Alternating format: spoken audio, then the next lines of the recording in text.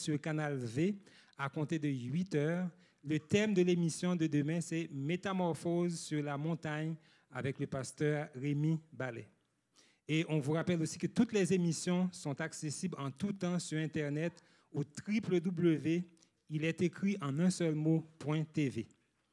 À 12h30, comme d'habitude, de 12h30 à 13h, on va avoir notre moment de prière. Donc, si vous voulez passer un moment dans la prière, si vous avez des sujets, des requêtes de prière à apporter au pied de la croix, donc je vous invite à être des nôtres. Donc, ça va nous faire plaisir de vous recevoir. Ça ne dure pas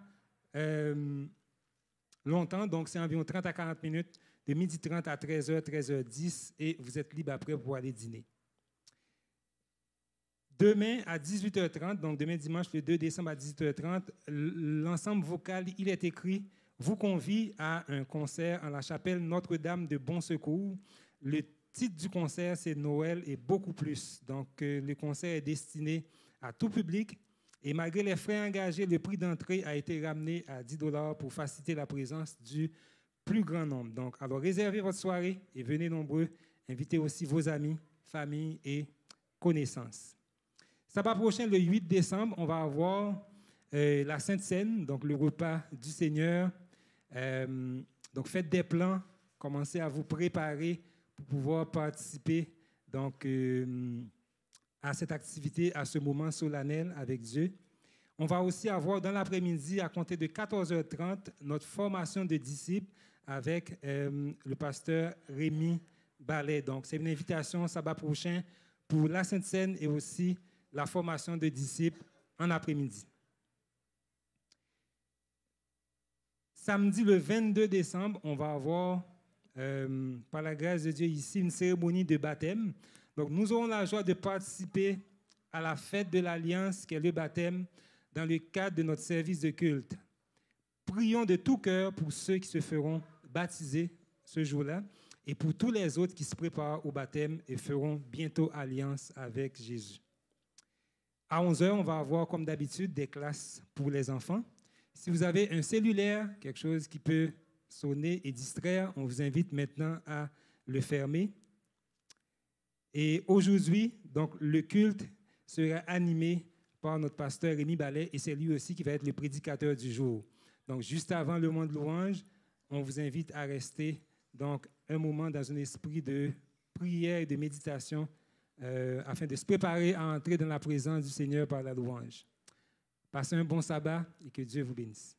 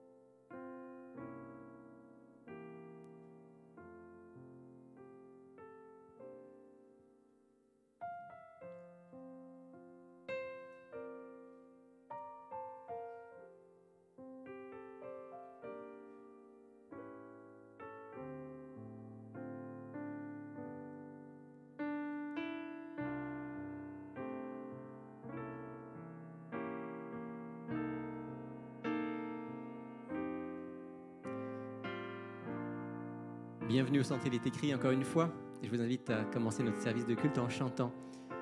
En chantant pour notre Père, pour Jésus et pour le Saint-Esprit. Tendre Père, j'aime te contempler. Tendre Père, j'aime te contempler. Je t'offre ma vie, je chante ta gloire. Tendre Père, j'aime te contempler. Fils de Dieu, j'aime exalter ton nom. Fils de Dieu, j'aime exalter ton nom. Tu m'aimes, tu m'aides, tu combles ma vie. Fils de Dieu, j'aime exalter ton nom. Saint-Esprit, tu éclaires ma vie. Saint-Esprit, tu éclaires ma vie. Tu diriges mes pas, tu restes près de moi. Saint-Esprit, tu éclaires ma vie. Tu diriges mes pas, tu restes près de moi. Saint-Esprit, tu éclaires ma vie. Saint-Esprit, tu éclaires ma vie.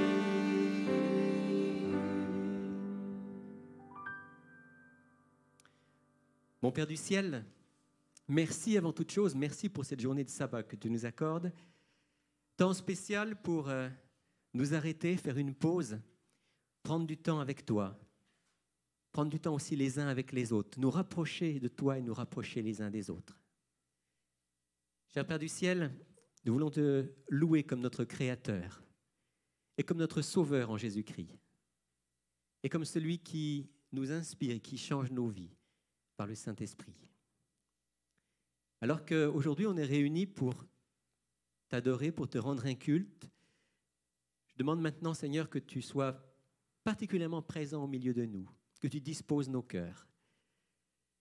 J'aimerais te demander, Seigneur, de nous montrer s'il y a des choses dans nos pensées, dans nos sentiments, dans nos paroles, dans nos actions qui t'ont offensé et que nous n'avons pas confessé. Que chacun d'entre nous, dans le secret de son cœur, puisse le faire maintenant et qu'on puisse être en paix avec toi. Purifie-nous de tout mal, lève nos yeux vers Jésus. Te le demandons en son nom. Amen. Nous savons, du reste, que toute chose concourt au bien de ceux qui aiment Dieu et de ceux qui sont appelés selon son dessein. Que dirons-nous donc à l'égard de ces choses? Si Dieu est pour nous, qui sera contre nous? Lui qui n'a point épargné son propre Fils, mais qui l'a livré pour nous tous, comment ne nous donnera-t-il pas aussi toutes choses avec lui? Qui accusera les élus de Dieu? C'est Dieu qui justifie. Qui les condamnera? Christ est mort. Bien plus, il est ressuscité. Il est à la droite de Dieu et il intercède pour nous. Qui nous séparera de l'amour de Christ? Sera la tribulation ou l'angoisse, ou la persécution, ou la faim, ou la nudité, ou le péril, ou l'épée? Mais dans toutes ces choses, nous sommes plus que vainqueurs par celui qui nous a aimés. Dans toutes ces choses, nous sommes plus que vainqueurs par celui qui nous a aimés. Vous avez remarqué que dans ce texte, l'apôtre Paul parle à la fois des beaux moments vécus avec le Seigneur, mais aussi des moments difficiles. Il parle du péril, il parle de l'épée. Il dit dans toutes ces choses, en Jésus-Christ, nous sommes vainqueurs. Nous voulons chanter cela. Je vous invite à vous lever pour chanter « Béni soit ton nom », quelle que soit la situation.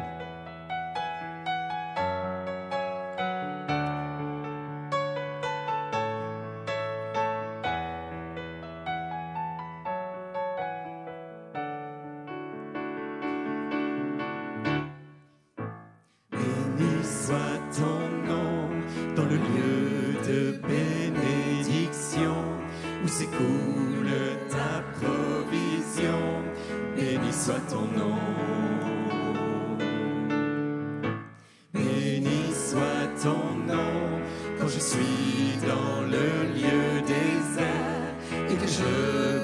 ange solitaire, béni soit ton nom. Pour tous tes bienfaits envers moi, je te louerai. Et dans les temps difficiles, je redirai, béni soit le nom du Seigneur, béni soit ton nom, béni soit le nom du Seigneur, béni soit ton glorieux nom. Béni soit ton nom, quand sur moi brille le soleil, que le monde tourne à merveille, béni soit ton nom. Béni soit ton nom, quand l'épreuve vient me former, quand je dois tout sacrifier, béni soit ton nom. Pour tous tes bienfaits envers moi, je te louerai.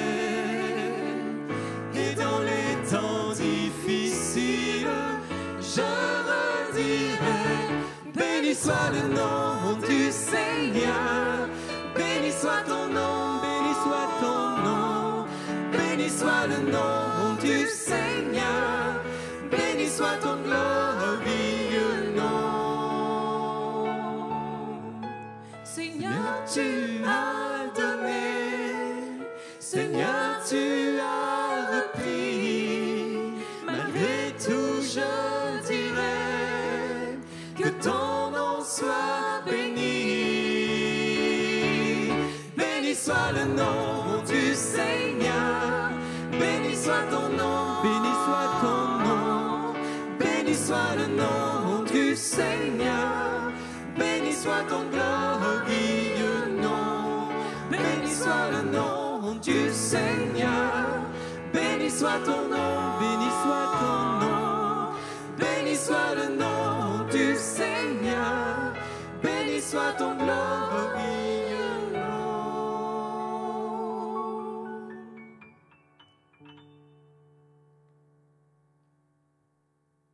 Ainsi donc, comme des élus de Dieu, saints et bien-aimés, revêtez-vous d'entrailles, de miséricorde, de bonté, d'humilité, de douceur, de patience. Supportez-vous les uns les autres, et si l'un a sujet de se plaindre de l'autre, pardonnez-vous réciproquement. De même que Christ vous a pardonné, pardonnez-vous aussi.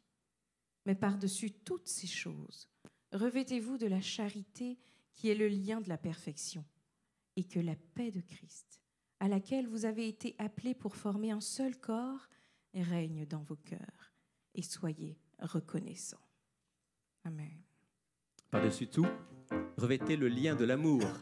Soyez unis les uns aux autres. C'est ce que nous voulons chanter. Un jour dans tes parvis vaut mieux que 1000 ailleurs. Seigneur, tu nous unis, nous sommes frères et sœurs. Encore. Un jour dans tes parvis vaut mieux que 1000 ailleurs, 1000 ailleurs. Seigneur, Seigneur, tu nous unis, nous sommes frères et sœurs. Rassemblés en ce lieu, nous louons notre Père. Voici l'Esprit de Dieu, nous sommes dans sa lumière. Un jour dans tes parvis vaut mieux que 1000 ailleurs, 1000 ailleurs. Seigneur, Seigneur, tu nous unis, nous sommes frères et sœurs. Jésus est parmi nous, l'un prie et l'autre pleure. Son regard est si doux, sa joie remplit nos cœurs. Un jour dans tes parvis vaut mieux que 1000 ailleurs, 1000 ailleurs. Seigneur, Seigneur, tu nous unis, nous sommes frères et sœurs.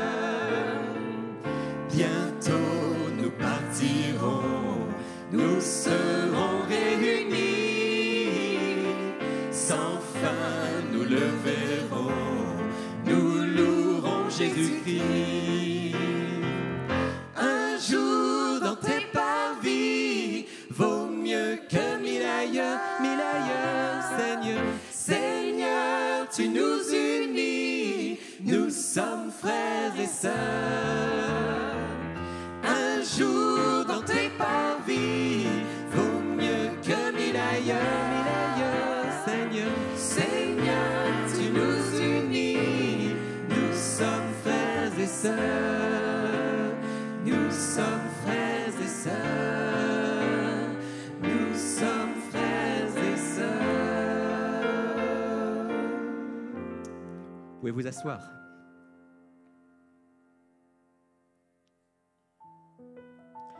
Le thème du message que je vais partager avec vous tout à l'heure est en lien avec la foi.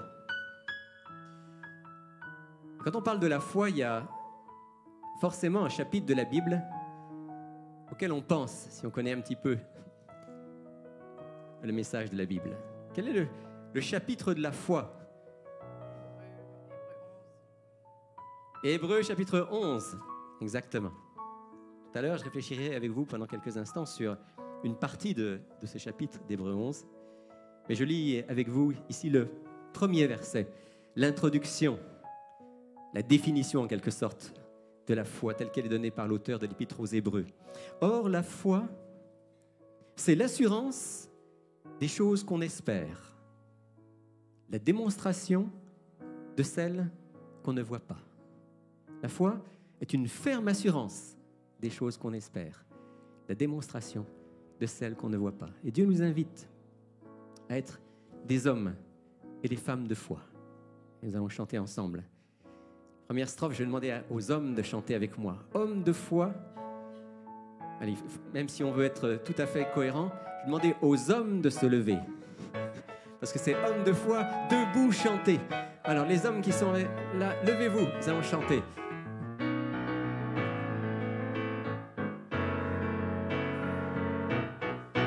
Hommes de foi, debout, chantez à la gloire de notre roi. Vous êtes forts dans la faiblesse, affermis dans la détresse. Tous ensemble maintenant. Criez au nord et au sud, chantez à l'est et à l'ouest. Jésus veut nous sauver tous, il est le seul Seigneur. Les dames, maintenant, vous allez vous lever. Et les hommes, vous allez vous asseoir. Debout, saints de vérité, chantez pour les cœurs brisés, chantez-leur la guérison, dans le nom du roi d'amour. Et tous ensemble. Criez au nord et au sud, chantez à l'est et à l'ouest. Jésus veut nous sauver tous, il est le seul Seigneur. Au travers du feu. Au travers du feu des grandes eaux, nous sommes purifiés par ta puissance. Nos cœurs sont brûlants d'amour pour toi, scellés par la vérité. Criez au nord et au sud, chantez à l'est et à l'ouest. Jésus veut nous sauver tous, il est le seul Seigneur. Viens Église aux ailes brisées, qu'à nouveau ton chant résonne, pour ton Dieu qui règne au ciel, par sa grâce reprends ton vol. Tous ensemble. Criez au nord et au sud, chantez à l'est et à l'ouest.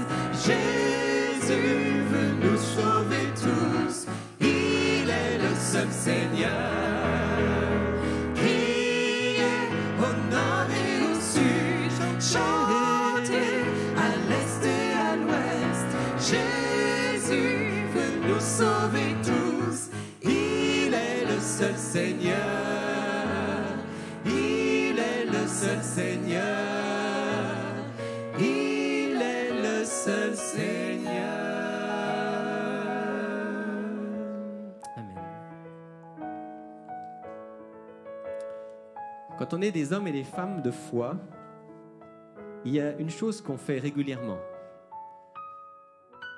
C'est qu'on prie. On prie parce qu'on sait que Dieu est vivant. On prie parce qu'on sait qu'on est dépendant de lui.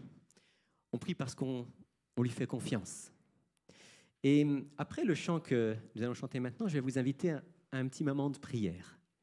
Et ce petit moment de prière, on va le vivre de la manière suivante. Je vais vous inviter à vous tourner vers la personne qui sera la plus proche de vous et à prier deux par deux.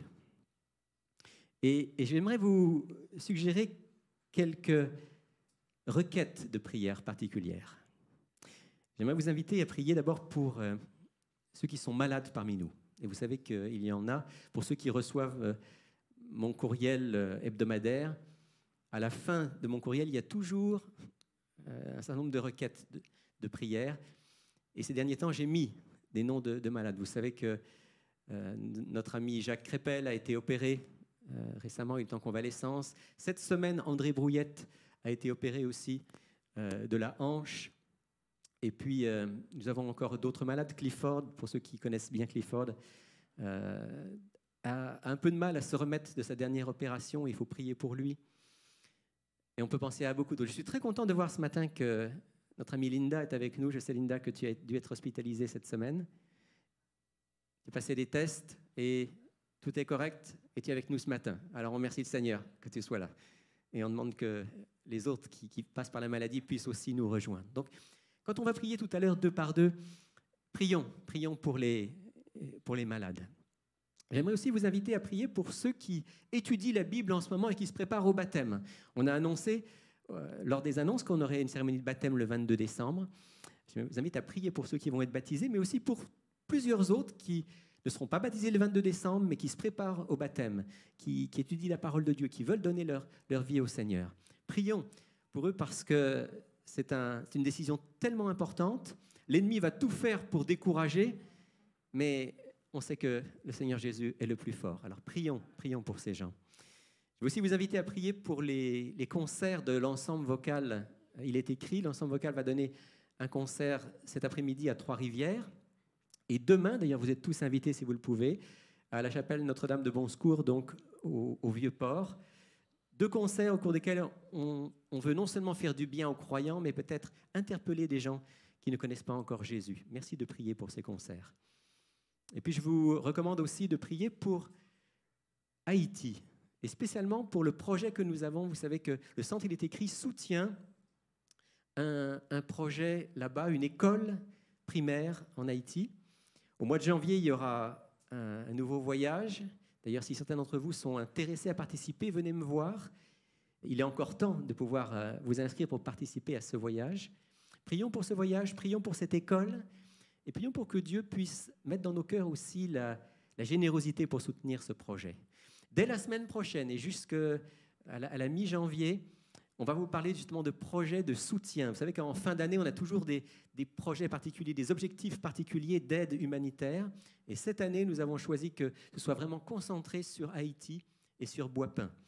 La semaine prochaine, on va vous expliquer, à partir de la semaine prochaine, on va vous expliquer très précisément comment vous pouvez soutenir, aider ces enfants et ces familles dans ce petit village d'Haïti. Alors, on va prier pour tout cela. Mais avant de prier, on va chanter, on va tourner les yeux vers le Seigneur.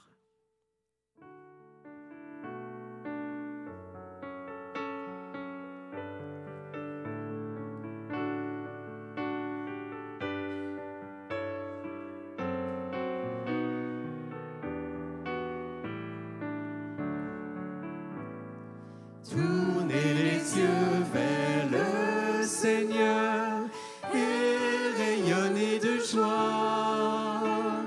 Chantez son nom de tout votre cœur. Il est votre sauveur.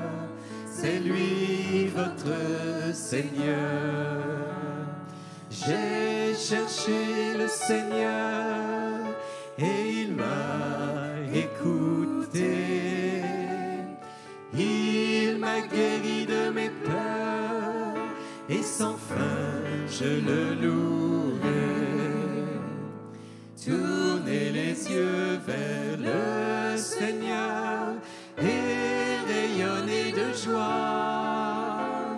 Chantez son nom de tout votre cœur, il est votre sauveur, c'est lui votre Seigneur.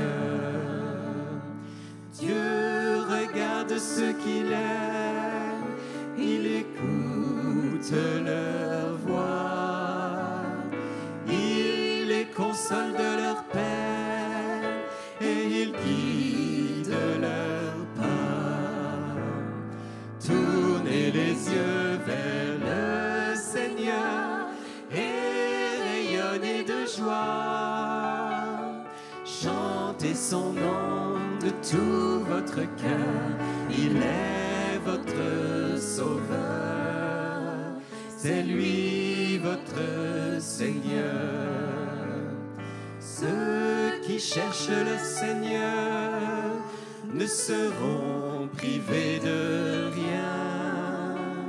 S'ils lui ouvrent leur cœur, ils seront comblés de bien. Tournez les yeux vers le Seigneur et rayonnez de joie. Chantez son nom de tout votre cœur, il est votre sauveur, c'est lui votre Seigneur.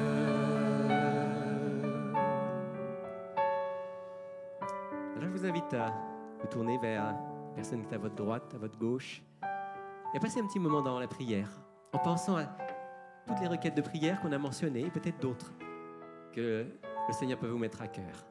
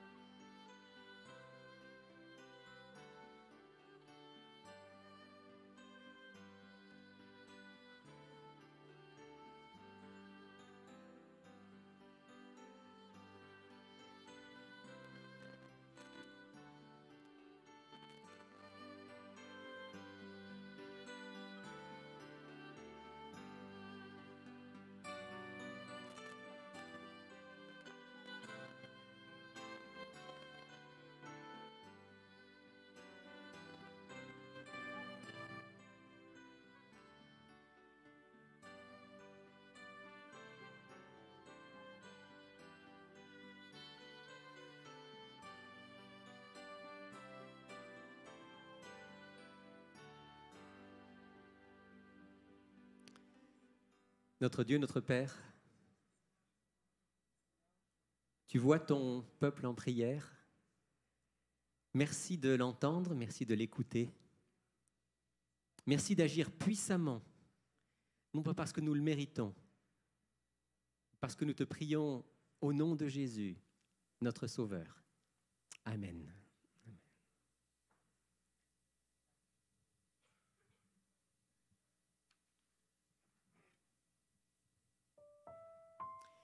Pour introduire les dîmes et les offrandes, Nathalie va lire un texte avec nous, tiré du livre des Chroniques et du livre de Malachie. Maintenant, ô notre Dieu, nous te louons et nous célébrons ton nom glorieux. Car qui suis-je et qui est mon peuple pour que nous puissions te faire volontairement ces offrandes? Tout vient de toi et nous recevons de ta main ce que nous t'offrons.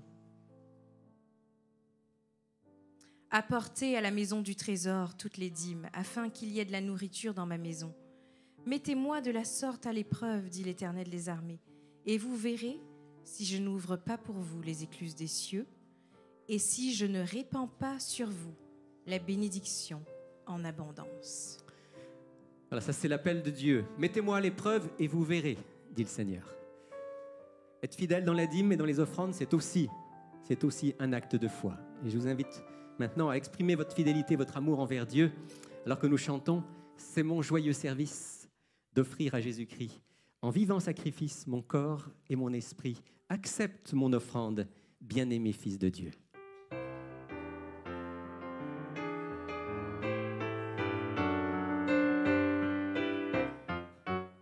C'est mon joyeux service d'offrir à Jésus-Christ en vivant sacrifice mon corps et mon esprit. Accepte mon offrande, bien-aimé Fils de Dieu, et que sur moi descende la flamme du Saint-Lieu. J'abandonne ma vie sans regret ni frayeur à ta grâce infinie, ô mon libérateur. Accepte mon offrande, bien-aimé Fils de Dieu, et que sur moi descende la flamme du Saint-Lieu. Qu'un feu nouveau s'allume par ton amour en moi, et dans mon cœur consume ce qui n'est pas à toi. Accepte mon offrande, bien-aimé Fils de Dieu, et que sur moi descende la flamme du Saint-Lieu. Viens Jésus, sois mon maître, par ton sang racheté. À toi seul je veux être, et pour l'éternité. Accepte mon offrande, bien-aimé Fils de Dieu, et que sur moi descende la flamme du Saint-Lieu. Accepte mon offrande, bien-aimé Fils de Dieu, et que sur moi descende la flamme du Saint-Lieu.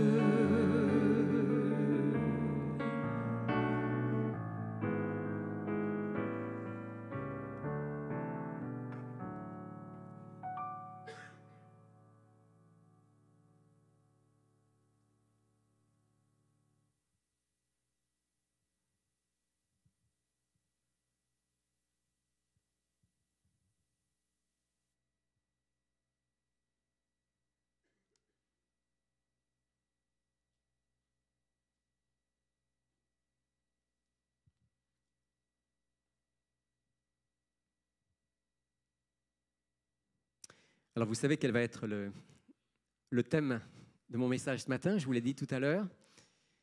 Je vais partager avec vous un message en lien avec la foi, un message inspiré de quel texte? Hébreux chapitre 11. Et avant qu'on lise ensemble une partie de ce texte, je vous invite juste à incliner la tête, j'aimerais prier avec vous. Seigneur Jésus, merci d'être pour nous le modèle de la foi, la source de notre foi, d'être celui qui, chaque jour, si nous sommes en communion avec toi, fortifie cette foi. Maintenant, Seigneur, alors que je veux partager avec mes frères et sœurs un message venant de ta parole, je demande que tu puisses être au milieu de nous et que tu permettes que ce qui sera partagé puisse nous rapprocher de toi et nous aider à mieux t'aimer, mieux te servir, mieux aimer les autres et mieux les servir. Nous prions en ton nom. Amen. Je lis avec vous à partir du verset 1er de Hébreux chapitre 11, chapitre qu'on appelle souvent le chapitre de la foi ou le chapitre des héros de la foi. Je lis dans une version un peu différente de la version seconde traditionnelle, donc ne soyez pas surpris. Or, la foi, c'est l'assurance des choses qu'on espère, la démonstration de celles qu'on ne voit pas. C'est à cause d'elle que les anciens ont reçu un bon témoignage. C'est par la foi que nous comprenons que le monde a été formé par la parole de Dieu, de sorte que ce qu'on voit ne provient pas de ce qui est visible. C'est par la foi qu'Abel offrit à Dieu un sacrifice de plus grande valeur que celui de Caïn. Par elle, il fut déclaré juste. Dieu lui-même rendant témoignage à ses offrandes. Et par elle, quoique mort, il parle encore. C'est par la foi qu'Hénoch fut enlevé de sorte qu'il ne vit pas la mort. Et on ne le trouva plus parce que Dieu l'avait enlevé. Car avant son enlèvement, il a reçu le témoignage qu'il plaisait à Dieu. Or, sans la foi, il est impossible de lui plaire. Celui qui s'approche de Dieu doit croire qu'il existe et qu'il récompense ceux qui le cherchent. C'est par la foi que Noé, divinement averti de ce qu'on ne voyait pas encore, et saisi d'une pieuse crainte, construisit une arche pour sauver sa famille. C'est par elle qu'il condamna le monde et devint héritier de la justice qui s'obtient par la foi. C'est par la foi qu'Abraham obéit à l'appel de Dieu, en partant vers un pays qu'il devait recevoir en héritage, et il partit sans savoir où il allait.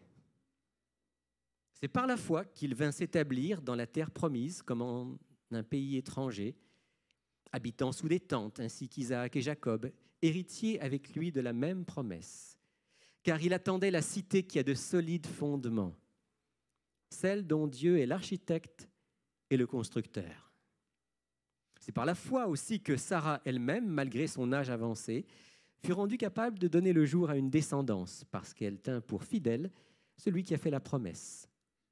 C'est pourquoi d'un seul homme et d'un homme déjà atteint par la mort sont issus des descendants aussi nombreux que les étoiles du ciel et que le sable qui est au bord de la mer et qu'on ne peut compter. C'est dans la foi qu'ils sont tous morts, sans avoir obtenu les choses promises. Mais ils les ont vus et salués de loin en confessant qu'ils étaient étrangers et résidents temporaires sur la terre. Ceux qui parlent ainsi montrent clairement qu'ils cherchent une patrie. S'ils avaient eu la nostalgie de celle qu'ils avaient quittée, ils auraient eu l'occasion d'y retourner. Mais en réalité, ils aspirent à une patrie meilleure, c'est-à-dire céleste. C'est pourquoi Dieu n'a pas honte d'être appelé leur Dieu, car il leur a préparé une cité. Je vais m'arrêter là. Le texte continue. Tout à l'heure, on fera allusion à quelques versets qui sont plus loin. Mais je veux m'arrêter là pour l'instant et réfléchir avec vous sur cette foi qui est définie dès le verset 1er comme une ferme assurance des choses qu'on espère, une démonstration de celle qu'on ne voit pas. Une ferme assurance. Le mot qui est employé là, on peut le comprendre de différentes manières. D'ailleurs, si vous prenez différentes traductions, vous allez avoir différents mots. Certains vont traduire la foi, c'est la réalité des choses qu'on espère. C'est une traduction tout à fait correcte par rapport au grec. Réalité des choses qu'on espère. C'est comme si c'était déjà réel. On peut aussi traduire, c'est une garantie des choses qu'on espère. C'est une ferme assurance. Le mot qui est utilisé là peut aussi désigner ce qu'on appelle un titre de propriété. Qu'est-ce que c'est un titre de propriété? C'est un document qui vous dit que vous êtes propriétaire de quelque chose. Alors, vous pouvez rêver d'avoir une maison en Floride ou à Hawaï, mais c'est un rêve. Par contre, si vous avez un titre de propriété d'une maison à Hawaï, là, ce n'est plus un rêve. Peut-être que vous n'y êtes jamais encore allé, peut-être que vous n'avez jamais vu votre maison, mais si vous avez le titre de propriété, ça veut dire que vous pouvez vous rendre n'importe quand à Hawaï, trouver la maison et dire, voilà, elle m'appartient, j'ai le titre de propriété. Vous me suivez? Eh bien, voilà ce qu'est la foi. Une garantie donnée par le propriétaire suprême qui nous dit, si vous avez confiance en moi, si vous avez confiance en Jésus, eh bien, vous avez ce titre de propriété qui vous est réservé. Et je voudrais vous faire remarquer que dans le texte qu'on a lu, après le verset 1er qui dit que la foi, c'est une ferme assurance, c'est une démonstration des choses qu'on ne voit pas encore, dans la suite du texte, cette foi, elle est en quelque sorte tendue entre deux moments. Si vous avez remarqué au verset 3, il est dit, c'est la première fois qu'il y a l'expression « c'est par la foi ». 17 fois dans le chapitre 11, vous aurez l'expression « c'est par la foi ». Et on va parler de différents hommes et différentes femmes de foi. Mais le tout premier, c'est au verset 3. Et il est dit « c'est par la foi que nous comprenons que le monde a été formé par la parole de Dieu, de sorte que ce qu'on voit ne provient pas de ce qui est visible. » C'est comme si ici l'apôtre nous disait, voyez, votre foi, elle est fondée d'abord et avant tout sur le fait que Dieu est invisible, mais il est quoi? Il est créateur. Ça, c'est le fondement de votre foi. S'il n'y a pas ça, il n'y a pas de foi. Oui, il peut y avoir toutes sortes de foi. On peut avoir foi en Bouddha, on peut avoir foi en soi. Il y a beaucoup de gens aujourd'hui qui me disent « moi, j'ai confiance qu'en moi ». C'est une toute petite foi. Mais il n'y a pas de foi avec un grand F tant qu'on n'a pas reconnu qu'il y a un Dieu créateur. Je crois qu'aujourd'hui, plus que jamais, ce n'est pas mon ami Michel qui va me contredire, il nous faut nous souvenir et nous rappeler que nous servons le Dieu créateur et le partager avec le plus grand nombre. Dans un monde où on a oublié le Créateur, on a négligé le Créateur, on a mis de côté le Créateur. Nous sommes appelés à vivre une foi solide dans ce Dieu créateur. Et vous savez quoi? Bien que le Dieu créateur soit invisible, et il l'est à nos yeux, nous n'avons jamais eu autant de raisons de croire en un Dieu créateur, indépendamment, bien sûr, du message biblique, qui pour nous est la référence. Quand on regarde le monde, quand on regarde la nature, il n'y a jamais eu autant qu'aujourd'hui des preuves, j'allais presque dire des démonstrations, pour reprendre le terme de l'Épître aux Hébreux, qu'il existe un Dieu créateur. Quand on sait aujourd'hui la complexité d'une seule cellule, quand on regarde la magie du monde vivant.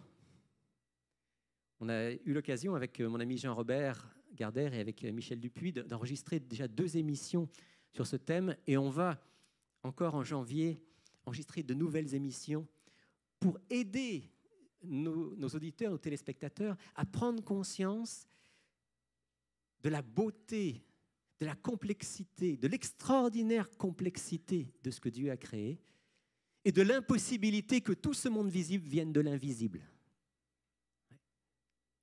Alors, l'auteur de l'Épître aux Hébreux dit, tout commence par là. C'est par la foi que quoi? D'abord et avant tout, c'est par la foi qu'on reconnaît que le monde visible vient de l'invisible. Il vient du Dieu créateur qui est invisible à nos yeux, mais qui est tellement présent dans toute la nature. Ça, c'est le premier pôle de la foi. Et puis, si vous avez bien lu le texte, vous avez remarqué que le deuxième pôle, c'est à l'autre bout de l'histoire de la Terre. C'est le fait que la foi, elle est fondée sur le fait qu'au bout de l'histoire, il y a une patrie éternelle que Dieu nous prépare. Et ça, c'est par exemple au verset 6 où il est dit que celui qui s'approche de Dieu doit croire qu'il existe et qu'il récompense ceux qui le cherchent. Ouais, donc, on parle là de l'avenir. Au verset 10, à propos d'Abraham, il attendait la cité qui a de solides fondations, celle dont Dieu est l'architecte et le constructeur. Autrement dit, la foi nous pousse vers l'avenir, vers la cité que Dieu nous prépare. Et puis dans les versets 13 à 16, je ne vais pas tout relire, mais verset 16, en réalité, tous ces hommes de foi, ces hommes et ces femmes de foi, aspirent à une patrie meilleure, c'est-à-dire à une patrie céleste. Alors vous voyez, notre foi, elle se vit en étant centrée sur deux grands moments de l'histoire de l'humanité. Le début, Dieu est créateur, c'est là-dessus que tout repose. Et la fin, puisqu'il est créateur, il a promis qu'il serait recréateur. Et nous attendons la patrie céleste. Entre les deux, entre la création et la recréation, entre les deux, je vis par la foi. Et encore une fois, 17 fois dans ce texte, il dit « c'est par la foi que… » et on cite les hommes et les femmes de la Bible qui ont vécu par la foi. Sachant d'où je viens, qui je suis, sachant où je vais, vers la patrie céleste, reconnaissant que les réponses à toutes mes questions profondes viennent de Dieu, alors maintenant je vis avec lui, je marche avec lui. Et vous connaissez cette expression biblique, il est dit que Enoch marcha avec Dieu. Noé marcha avec Dieu. Marcher. Ce n'est pas simplement une compréhension, ce n'est pas simplement un assentiment intellectuel, c'est une vie pratique avec Dieu. La vie par la foi, c'est une vie pratique avec Dieu. Le mot foi qui est utilisé dans le Nouveau Testament, pistis en grec, c'est un mot qui signifie essentiellement se fier à, avoir confiance en. Vous pourriez pratiquement, dans la plupart des textes, vous pourriez remplacer le mot foi par confiance. Le mot croire par avoir confiance. Puis de la même racine, de ce même mot, il y a l'idée de fidélité. Celui donc qui a la foi, c'est quelqu'un qui a confiance en Dieu, puis qui veut lui être fidèle. Est-ce que vous avez la foi? Est-ce que vous avez confiance en Dieu? Est-ce que vous voulez lui être fidèle? Si vous dites oui, alors ça veut dire que la foi est dans votre cœur. Et l'auteur de l'Épître aux Hébreux, après nous avoir dit que la foi, c'est le point capital, eh bien, il donne des exemples. Et moi, ce matin, je voudrais juste réfléchir avec vous sur un ou deux de ces exemples, sur ce que j'appelle le paradoxe apparent de la vie par la foi. Le paradoxe de la vie par la foi. Parce que si vous regardez bien, après avoir parlé de la foi dans le Dieu créateur, le premier exemple de foi qui est cité, c'est… Non. Abel. Lisez votre texte, là. Vous n'avez pas une Bible avec vous? Soit dit en passant, ne comptez pas sur la projection. Venez avec votre Bible, toujours. Que ce soit une Bible en format papier, que ce soit éventuellement une Bible électronique, mais ayez avec vous votre Bible. Sinon, moi, je peux vous dire n'importe quoi, et puis vous ne pourrez même pas vérifier si je vous dis la vérité ou si je suis en train de vous raconter des histoires. Hein? Donc, ayez votre Bible avec vous. Si vous lisez le texte, le premier exemple, c'est au verset 4, c'est Abel. Abel, exemple de foi. Deuxième exemple, juste après Abel, Enoch. Deux histoires de foi, données ici en exemple par l'auteur de l'Épître aux Hébreux, et deux histoires anormales, deux histoires contradictoires. Abel, dont le nom en hébreu signifie vapeur ou buée, c'est le même mot que celui qui est employé dans le livre de l'Ecclésiaste quand il est dit « vanité des vanités, tout est vanité ». C'est le même mot, vanité. Pourquoi? Parce que ce qui est vain, c'est ce qui passe, comme la vapeur, comme la buée. Et l'hébreu pense comme ça. L'hébreu part de ce qui est physique, et ensuite il donne un sens qui est plus un sens imagé.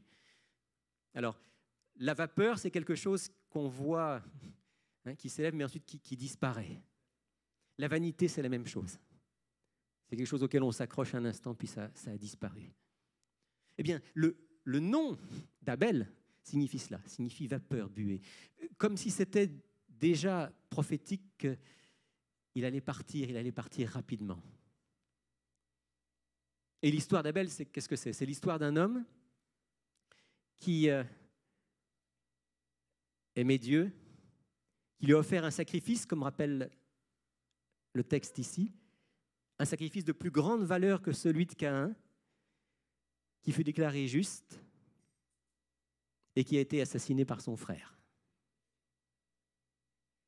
Abel, c'est l'histoire, vous le savez, du premier meurtre. C'est l'histoire d'un homme fidèle qui, sans doute encore jeune, disparaît. Abel, c'est l'histoire d'une injustice et d'une mort prématurée. Et puis Enoch. Enoch, c'est l'histoire d'un homme qui vivait à une époque dont la Bible nous dit qu'elle était déjà une époque bien corrompue, bien pervertie. Et c'est l'histoire d'un homme qui marchait par la foi, donc qui avait confiance en Dieu et qui lui était fidèle. Je vous rappelle la définition de la foi, confiance, fidélité.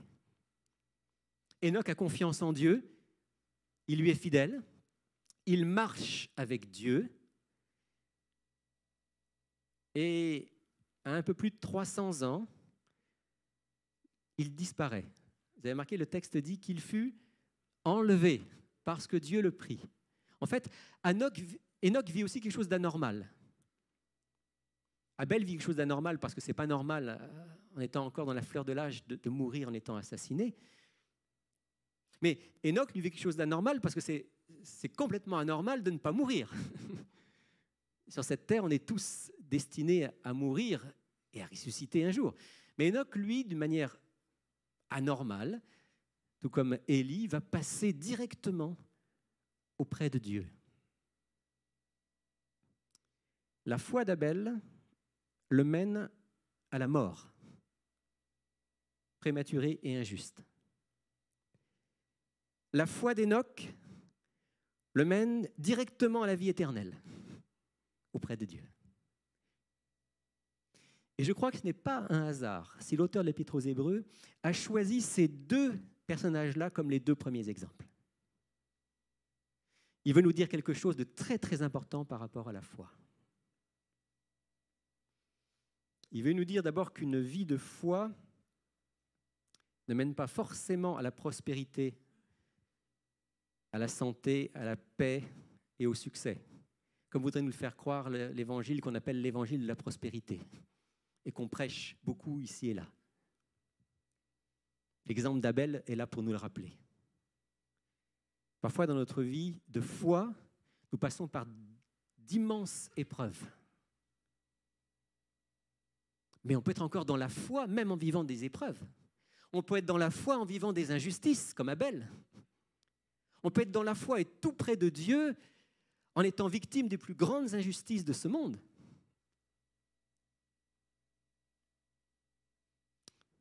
Et dans la foi aussi, on peut vivre des expériences extraordinaires avec Dieu. Comme Enoch, je ne sais pas. Je ne vous garantis pas que parmi nous, il y en a un qui va monter là-haut sans passer par la mort. Sauf si on est vivant quand Jésus reviendra, bien sûr.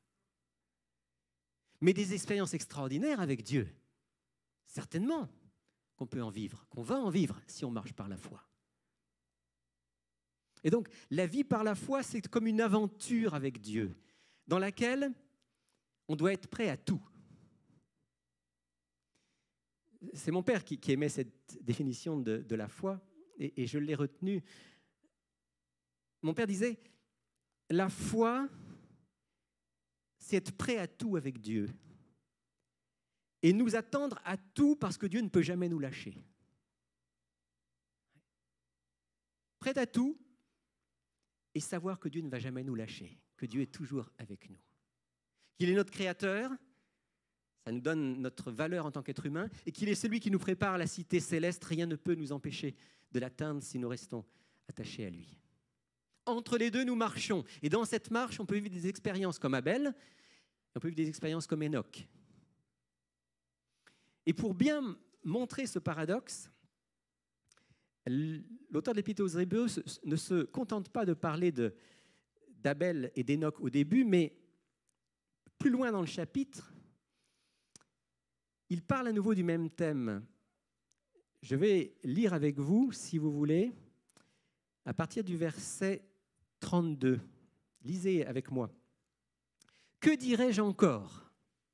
Car le temps me manquerait si je passais en revue Gédéon, Barak, Samson, Jephthé, David, Samuel et les prophètes, qui par la foi vainquirent des royaumes, exercèrent la justice, obtinrent des promesses, fermèrent la gueule des lions. » Vous savez à qui ça fait allusion, ça ? Hein ? Daniel. « Éteignirent la puissance du feu, » ses amis. « Échappèrent aux tranchants de l'épée, reprirent des forces après avoir été malades, furent vaillants à la guerre, et mirent en fuite des armées étrangères. Des femmes retrouvèrent leur mort par la résurrection. » Allusion au récit de résurrection avec le prophète Élie, le prophète Élisée. D'autres furent torturés, n'acceptèrent pas de délivrance afin d'obtenir une résurrection meilleure. D'autres éprouvèrent les moqueries et le fouet, bien plus les chaînes et la prison. Ils furent lapidés, mis à l'épreuve, sciés. Ils furent tués par l'épée, ils allèrent çà et là, vêtus de peaux de brebis et de peaux de chèvre, dénués de tout, opprimés, maltraités, eux dont le monde n'était pas digne, errant dans les déserts, les montagnes, les cavernes et les antres de la terre. Et tous ceux-là, qui avaient reçu par leur foi un bon témoignage, n'ont pas obtenu ce qui leur avait été promis, car Dieu avait en vue quelque chose de meilleur pour nous, afin qu'ils ne parviennent pas sans nous à la perfection. Vous avez remarqué dans cette énumération qui est faite, le parallèle avec le début qu'on a vu avec Abel et Enoch, c'est juste renversé. Ici, l'auteur commence par nous dire, eh bien, il y a eu Gédéon, Barak, Samson, David, Samuel, puis il parle de gens qui ont fait des choses extraordinaires par la foi, des miracles. Et puis il y en a d'autres, ils ont été torturés, on s'est moqué d'eux, ils ont été en prison, ils ont été lapidés, ils ont dû se cacher. Et ces hommes étaient tout autant des hommes et des femmes de foi. Encore une fois, le même message. Le message fondamental, c'est de dire, ce ne sont pas tant les circonstances qui déterminent si nous sommes des hommes et des femmes de foi. C'est la manière dont nous vivons ces circonstances. Je vais vous poser la question, quand est-ce que la foi de Jésus a été la plus forte ?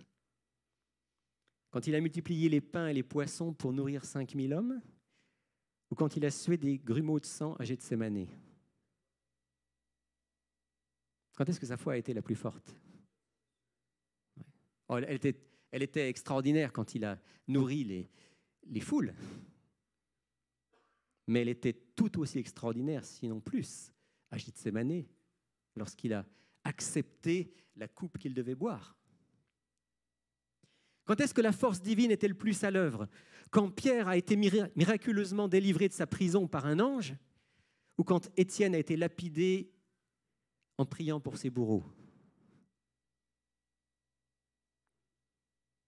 La force divine était tout autant à l'œuvre dans un cas que dans l'autre.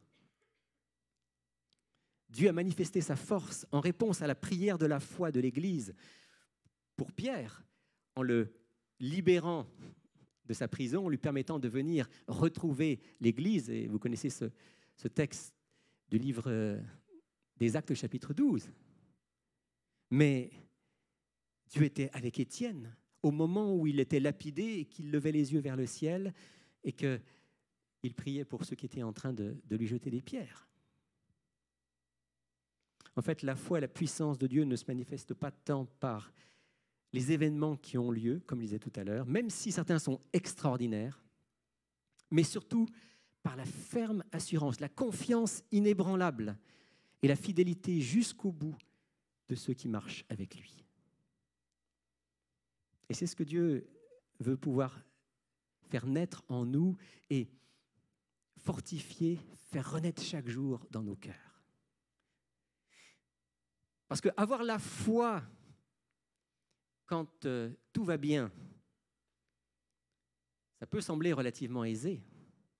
Avoir la foi quand on a prié, que Dieu a répondu à la prière, formidable. Mais avoir la foi quand on demande au Seigneur d'intervenir et que là, pour l'instant, on ne voit rien. Avoir la foi quand on est en train de lutter contre la maladie et que la guérison n'est pas arrivée. Avoir la foi quand on est victime d'injustice et qu'on dit « Seigneur, jusqu'à quand est-ce que mon patron va être injuste? Jusqu'à quand est-ce que mon professeur va être injuste? Jusqu'à quand est-ce que le gouvernement va être injuste envers moi ?» Et parfois, on doit vivre l'injustice jusqu'à la lie. Et garder la foi en sachant que Dieu est là et qu'à travers ça, il est en train encore d'agir en nous, de transformer notre caractère, de nous préparer pour son royaume. Ça, c'est la vraie foi. Ça, c'est la vraie foi. La foi qui subit et qui passe le test de l'épreuve. Je suis frappé de voir à quel point souvent ma foi, notre foi, est une foi chancelante dès que les choses commencent à aller plus mal.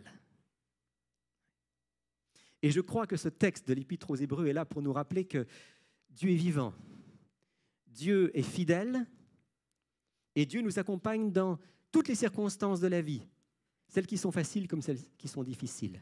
Et il n'est pas moins présent, au contraire, quand l'épreuve abonde. Il est encore plus là avec nous. Et parfois, il va le montrer par un miracle. Et parfois, il va simplement le montrer en nous donnant la force de passer à travers et cette ferme assurance que nous sommes en marche vers le royaume de Dieu. Laissez-moi partager en terminant deux courtes expériences. Un peu à la manière d'Abel et Enoch. Première, je l'ai vécue, les deux sont assez récentes. Première, je l'ai vécue il y a quelques années. Je venais de prêcher dans une église, ce n'était pas au centre, il était écrit, j'avais prêché dans une église et tout de suite après la prédication, je reçois un coup de téléphone et on me dit « Rémi, est-ce que cet après-midi tu pourrais aller à l'hôpital parce que Fernande est à l'hôpital ?» Et puis, je savais qu'elle était à l'hôpital. Et puis les médecins lui ont dit que probablement, elle n'en a plus que pour 24 heures à vivre. Alors, après avoir salué tout le monde, je me suis rendu à l'hôpital. Et là, j'ai trouvé Fernande. Fernande, c'était une chrétienne, membre de notre église, très, très fervente, très simple, mais très fervente. Dans la chambre, à côté d'elle, il y avait son mari, qui lui était malade depuis très longtemps, mais qui était toujours là. Et puis les membres de sa famille. Quand je suis arrivé, Fernande m'a dit « Je suis content que vous soyez là, parce que je voulais qu'on puisse prier ensemble avant que je parte. » On a parlé comme ça, très, comme je vous le dis là. Et puis, on a parlé un petit moment, puis ensuite, elle m'a dit « Ok, maintenant on va prier. Avant, je veux dire quelque chose. » Et là, elle s'est adressée à son mari et à ceux qui étaient dans la pièce. Elle a dit, voilà, parlant à son mari, tu vois, je pensais que ce serait toi qui partirais avant moi parce que tu as beaucoup souffert de maladie ces dernières années, mais ça ne sera pas comme ça, c'est moi qui vais partir avant toi. Et avant de partir, je vais faire une prière. Je vais faire une prière de repentance parce que je vais être complètement en harmonie avec Dieu, avec Jésus.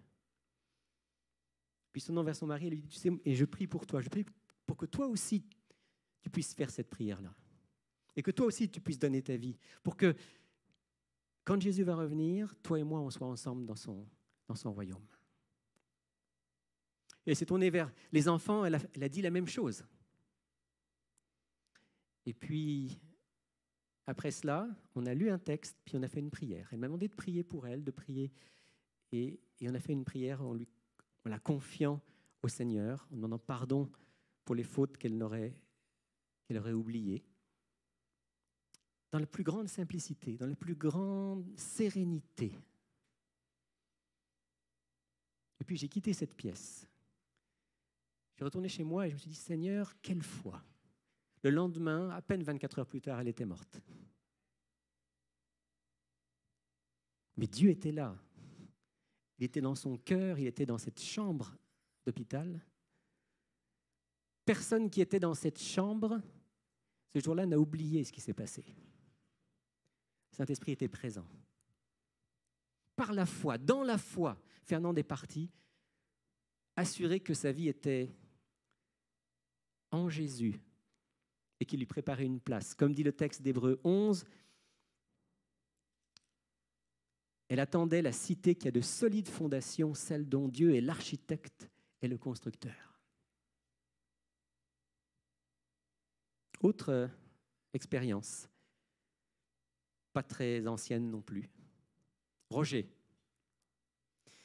Roger, quelqu'un qui a une santé aussi un petit peu fragile, chancelante. Mais à chaque fois, il s'en est sorti et il consacre les forces que Dieu lui donne à prier pour les autres, à faire du bien aux autres, à être au service de Dieu et des autres. Et Roger, un jour, un soir plutôt, se rend compte qu'il y a quelque chose qui ne va pas. Il se rend compte qu'il y a du sang dans ses urines. Il y a quelque chose qui ne va pas. Sa femme est infirmière. Elle lui dit, écoute, on va tout de suite aux urgences. Ils se rendent à l'hôpital, font les analyses et ils disent, écoutez, monsieur, vous avez un cancer de la prostate à un stade très avancé. On ne peut rien faire par chimiothérapie, il va falloir probablement opérer en espérant que ça fonctionne. Alors Roger prend le temps de réfléchir avec sa femme, ils prennent quelques jours. Il prie, puis Roger fait à Dieu une prière qui est à peu près comme celle-ci. Écoute Seigneur, tu vois où j'en suis, tu vois ce que disent les médecins. Vu l'état de mon cœur, il est possible, voire même probable, que je ne supporte pas l'opération, que je reste sur la table d'opération. Et puis, ils disent qu'avec ce cancer, de toute façon, je ne peux pas vivre longtemps. Alors, Seigneur, si je dois partir, par ta grâce, je suis prêt, je mets ma vie entre tes mains. Maintenant, Seigneur, je veux quand même te prier parce que tu sais que j'aime te servir, j'aime servir les autres. Et si tu penses que j'ai encore quelque chose à faire sur cette terre et que je peux être encore un bon collaborateur, eh bien, mets ta main pour qu'il se passe quelque chose. Environ 2 semaines se passent et puis Roger est à nouveau à l'hôpital, cette fois pour l'opération. Il est opéré. Et après l'opération, les médecins viennent le voir. D'abord, après l'opération, quand il se réveille, il dit qu'il s'est senti bien. Vous savez, quand on vient d'être opéré, souvent on n'est pas très bien. J'ai appelé mon ami Jacques Crépel, j'ai appelé André Brouillette qui viennent d'être opérés. Je peux vous dire qu'après l'opération, ils n'étaient pas bien. Mais Roger, lui, après l'opération, il se sent bien. Grand étonnement du médecin. Puis le médecin lui dit, écoutez, il y a quelque chose de très extraordinaire dans votre cas. Très extraordinaire. On vous a opéré, mais il n'y avait aucune trace de cancer. On ne peut pas l'expliquer. Les images qu'on a sont très claires. Les examens qu'on a faits avant sont très clairs. Mais on vous a opéré, Roger, il n'y a aucun cancer. Et Roger a encore servi le Seigneur pendant un bon nombre d'années, en le louant, en le remerciant de bien avoir voulu lui donner ces quelques années encore. Maintenant, je vais vous poser la question, qui est-ce qui avait plus la foi, Fernande ou Roger? Fernande est partie dans la foi. C'est par la foi qu'elle a affronté sa maladie et qu'elle est partie avec l'assurance qu'une place lui était préparée dans le royaume de Dieu. Et c'est par la foi que Roger a confié sa vie au Seigneur et lui a dit, Seigneur, si c'est ta volonté, pose ta main sur moi, tu peux faire quelque chose, et que Dieu a fait ce miracle. C'est par la foi. C'est par la foi qu'Abel a donné sa vie, un peu précurseur du Christ, qui lui aussi est mort jeune, victime d'injustice. Et c'est par la foi que Enoch est monté au ciel. Oh, il ne s'y attendait pas. Je ne pense pas que Enoch avait prévu ça. Ce n'était pas dans ses plans. Mais c'est par la foi que Dieu a dit, tu vas être le signe de la victoire de tous les croyants, de tous ceux qui ont la foi. Vous voyez, cette foi qui ne dépend pas des événements, mais qui fait confiance à Dieu, quoi qu'il arrive, avec sérénité, cette foi-là ne peut venir que d'une source. Elle ne peut pas venir de nous. Vous savez, des fois, je regarde à moi-même, puis je me dis, Seigneur, comme ma foi est petite, comme j'ai besoin que ma foi soit plus grande, plus forte, plus solide. Mais vous savez quoi? Si vous cherchez à produire la foi, vous n'y arriverez jamais. Alors vous pouvez essayer de vous persuader, mais ça va être juste du conditionnement psychologique, ce ne sera pas de la foi. La source de la foi, elle nous est donnée tout à la fin du chapitre 11 d'Hébreux, ou même au début du chapitre 12. Et je vais juste lire ces versets en terminant. Hébreux 12, versets 1 et 2. Après avoir passé en revue tous ces hommes et toutes ces femmes de foi, avoir rappelé comment ils ont été confiants en Dieu et fidèles, chapitre 12, verset 1er, « Nous donc aussi, puisque nous sommes environnés d'une si grande nuée de témoins, rejetons tout fardeau et le péché qui nous enveloppe si facilement. Courons avec persévérance l'épreuve qui nous est proposée, les yeux fixés sur Jésus, qui est l'auteur de la foi et qui la mène à la perfection. » Je relis cela. Les yeux fixés sur Jésus, qui est l'auteur de la foi, qui l'amène à la perfection. D'où vient la foi? De Jésus. Qui est-ce qui fortifie la foi pour l'amener jusqu'à une foi parfaite? Jésus. Il y a des traductions que j'aime qui disent « Les yeux fixés sur Jésus, dont vous dépendez pour votre foi du début à la fin. » Et c'est une belle traduction de l'idée de ce qui est ici. Alors les amis, si comme moi, il vous arrive de vous dire « Seigneur, j'ai besoin d'une plus grande foi. Seigneur, ma foi a besoin de se fortifier. » Surtout, n'essayez pas de produire la foi par vous-même. N'essayez pas de devenir des hommes de foi, comme on a chanté tout à l'heure, ou des femmes de foi. Non, regardez à Jésus. Prenez le temps de méditer sur la vie de Jésus, de prier Jésus. Demandez-lui de mettre la foi en vous. C'est comme ça que la foi grandit dans nos cœurs.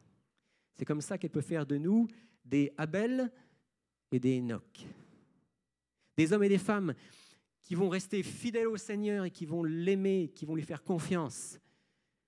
Même lorsqu'on vit l'épreuve et l'injustice. Et des hommes et des femmes de foi qui verront aussi des choses extraordinaires se réaliser dans leur vie et autour d'eux parce qu'ils lui font confiance. Vous savez, on approche du retour de Jésus. Je ne sais pas du tout quand le Seigneur va revenir et je me garderai bien de faire des pronostics, mais je sais qu'on vit les derniers temps. Et dans les derniers temps, il y aura beaucoup d'Abel et il y aura beaucoup d'Enoch. Il y aura beaucoup d'Abel parce qu'il y aura beaucoup de souffrance. Lisez ce que dit la Bible des derniers temps, c'est pas rose. Beaucoup de souffrance, beaucoup de persécutions. Mais il y aura beaucoup d'Abel, des hommes et des femmes qui seront capables de rester fidèles au Seigneur jusqu'au bout, parce qu'ils seront attachés à lui, parce qu'ils auront confiance en lui, qu'ils lui seront fidèles.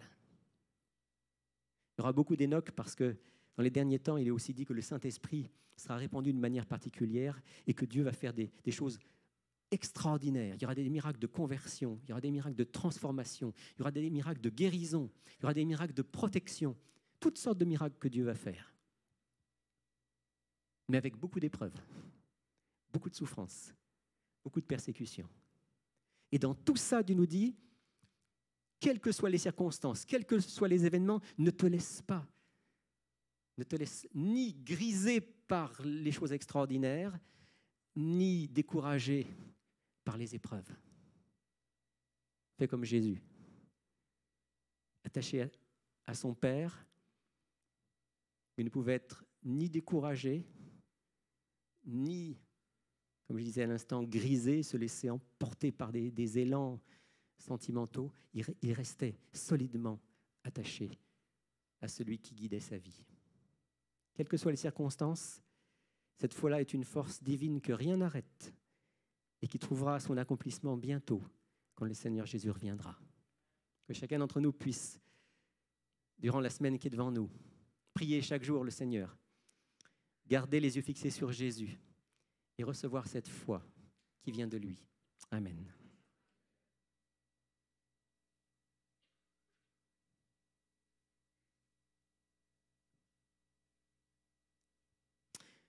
Comptez sur lui d'heure en heure, tant que dure le combat.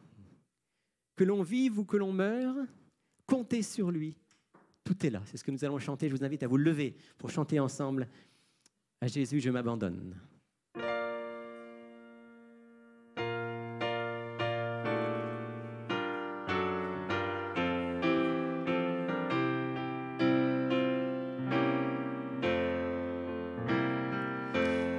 Jésus, je m'abandonne, ce qu'il me dit, je le crois, et je prends ce qu'il me donne, la couronne avec la croix.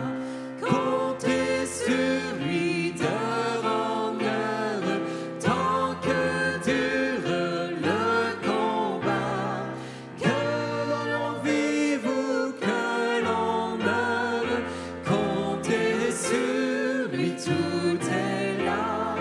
Que l'on vive ou que l'on meure, comptez sur lui, tout est là.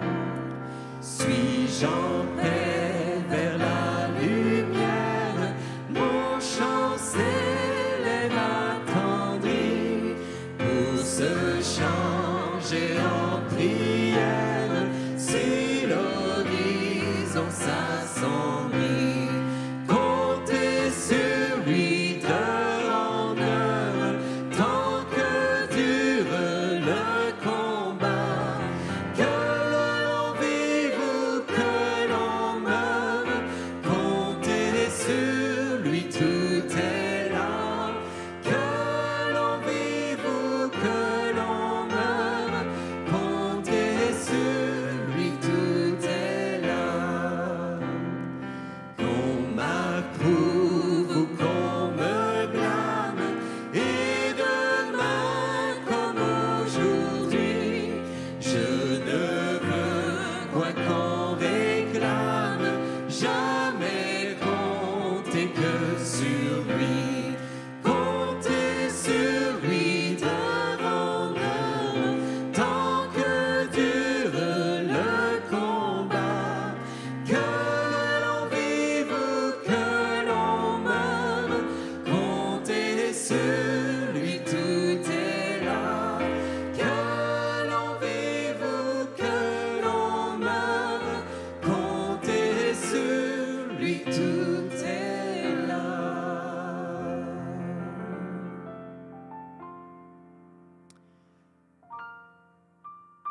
Notre Dieu, notre Père, nous voulons te dire à quel point nous sommes reconnaissants pour Jésus, notre Sauveur qui nous a donné le modèle de la foi.